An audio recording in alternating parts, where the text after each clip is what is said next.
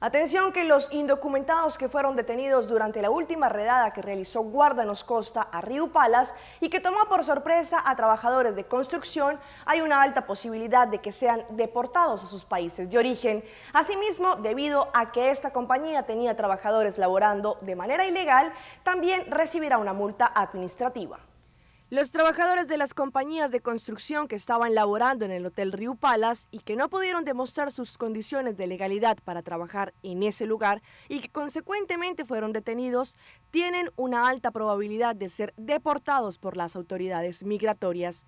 Una cantidad de 31 indocumentados quedaron detenidos en el momento en que Guardanos Costa, junto al Departamento de Labor, actuaron bajo una redada en el hotel que está siendo remodelado Río. Estos seguramente serán enviados a sus países de origen.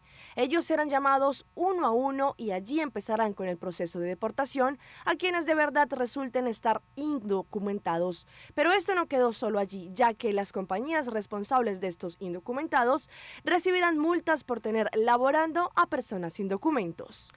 Hoy empezaron con los trabajos de construcción de la nueva facilidad multifuncional que vendrá en el área de Paradera. Los ciudadanos que viven en este distrito próximamente podrán contar con un espacio donde encontrarán diferentes servicios cerca a sus hogares. Hoy empezaron la primera etapa, la cual cuenta con el vaciamiento de la primera capa de cemento sobre el suelo. La primera etapa de construcción arrancó para lo que será la próxima facilidad multifuncional que vendrá en el área de Paradera.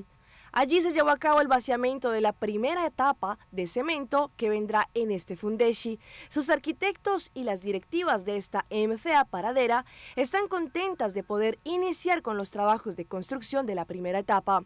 Este proyecto servirá para que la comunidad, en esta oportunidad del distrito de Paradera, cuente con un lugar donde reciban diferentes servicios tales como el pago de servicios, oficinas de gobierno, bibliotecas, lugar para actividades, etc.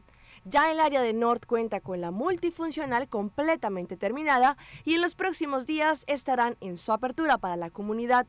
Próximamente y después de que se lleven a cabo todos esos trabajos de construcción, la comunidad de Paradera podrá contar con su nueva facilidad multifuncional.